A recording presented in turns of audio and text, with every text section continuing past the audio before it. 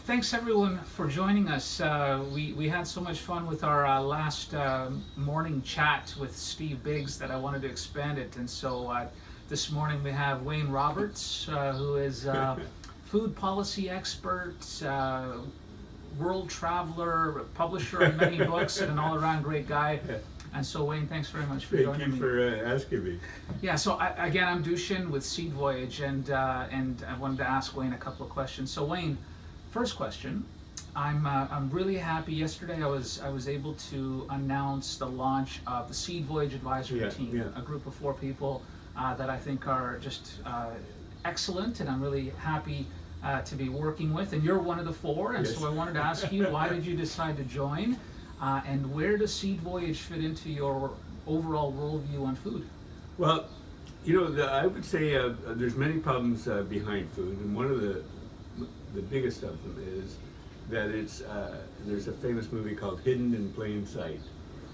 And so you wonder who did the murder, and then all of a sudden everyone realized the butler did it. Right. He's the guy who has access to everything. We never see him because he's everywhere, but he can see you in your private moments and late at night, and everyone trusts him. So no one thinks of looking there. And I must admit that I've worked in food policy for many years, and the answer to food problems was hidden in plain sight for me. Is that you're asking? I think what food policy people ask is, what do you do about supermarkets? What do you do about junk food? What do you do about people eating alone and the decline of neighborhood? What do you do? And it all of a sudden occurred to me, the question is, what do we do with lawns? Because lawns have got more high quality land than we have in crop. And if we want to develop skills and want to give the peacefulness of working outside in a lawn with a garden, that's going to be good for mental health and for physical health. And it starts to teach food literacy. And so, in other words, the answer was hidden in plain sight. That this is a key move. I believe that we have to have public policies that are really promoting the rediscovery of where food can be grown. Right. So that's sort of I think Steve Biggs suggested to you, you should contact me, and it just sort of hit me right there. I'm really glad it did. That's great. Well, let me ask you another question. So you've traveled the world, and you've looked at a lot of different food policies that different countries are trying, and you've done research. Are there any that jump out at you as being particularly effective? I would say there's no one that's going on the right track, unfortunately, which is pretty amazing. But and I think the reason for that is that when the quality of your answer always depends on the quality of your question. And if the question is, how do we get people to buy and sell food, that's the wrong question. And so everyone is doing like I was doing, they're racking their brain how to move these huge logistical systems that don't want to move. It's complex, yeah. And so we need to see food as more than just a commodity, and as something that we need to actively engage with.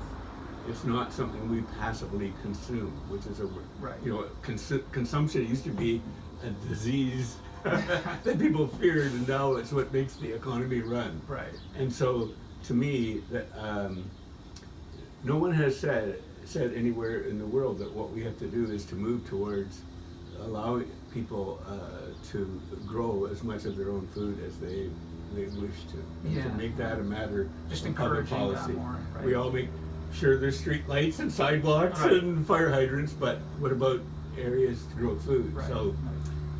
But in the absence of somebody trying to do something very transformative, I would say the 2 things that I saw that most impressed me were in Brazil, they're trying to keep as many people on the land as possible, because when they come to the cities, they're going to come to a very impoverished area of a slum, or favela as they're called. And so to support small farmers on the outskirts of cities, they buy their food for school meal programs, and they feature their food in farmers markets so that they can make a living there. Right. And not lose the skills of food, and so that everyone has access to fresh food that was just harvested that morning or the day before. So I think that whereas we hire massive distribution companies Yeah. to feed at old age homes or schools and the like. So that very much impressed me in Brazil. And the other one that really tweaked my heart, I guess you could say, is in the Netherlands, which is the second biggest food producing country in the world. You can fit it into the GTA pretty well. So nobody's looked and said, well, what are they doing there? Right. And the whole country is urban, so it's all urban agriculture, Right. in a certain kind of way. And they have this program called the CARE program, that they pay farmers not only to grow food, but to help solve another problem. So you might take mentally challenged kids into to work on your farm, Okay. or you might do something so that migratory birds have a safe place to land. I spent a day in a place, in a greenhouse that grew tomatoes, that took drug addicts off the street who worked in the greenhouse where it was nice and warm all day.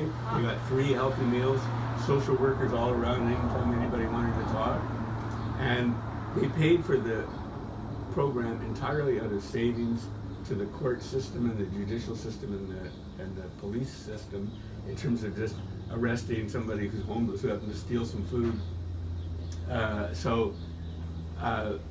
The concept, in other words, is that food is about caring. It's not about how you buy and sell. Right. And we're going to build that right into the system. Oh, that's interesting. And so that, to me, is the kind of thing I could think, as we start to get into the gardening habit, we can start to move it out in a really imaginative ways like that. Got it. No, that's excellent. That's excellent. Last question for you. You recently did a podcast where you described a lot of different societal benefits of urban food. I'm sure there are certain things that are intuitive for people, but is there anything that you think would surprise somebody if they were to start thinking about the societal benefits? Well, I guess just to give you my own answer, I worked in this field for 20 years plus, and it never occurred to me that when a person is a gardener, that it has public benefits. Mm-hmm. That you're not, I met lots of people who love gardening, and it's a great, they love the food, they love the gardening popular itself. Hobby out there, right? Exactly. Yeah. So, but I always thought it was a personal thing. Right. And then as you start to put together all the public benefits in terms of, okay, that person isn't hauling their food scraps out to the garbage, Right. they're not requiring this massive system of trucks and everything else to handle it. They're handling it in their own backyard. They're using it to create soil, which sinks carbon. Right. And they can use it to get rid of all sorts of little brown pieces of paper and bags and all that kind of stuff, and composting it. And likewise with water, there's all sorts of things that can be done. Because the biggest problem that cities have with water is that 1/3 of the surface of all cities is pavement. So when it rains, there's no place to go. So we're all very prone to floods. You know that in Toronto, right? Plenty of that going on. Yes. Yeah. So I just said, well, this is really the hidden in plain sight is the answer to all sorts of public policy problems, and not just personal issues. Interesting. Okay. Good. Yeah, and how about you? Maybe you could just tell me how you got into this field. Well, it's interesting. I haven't been much of a food guy from a policy or from a macro standpoint. I haven't really spent a whole lot of time thinking about these issues. I just happen to love food, and so I come to this idea with a very simple intention of wanting to eat better and wanting my children to have better food.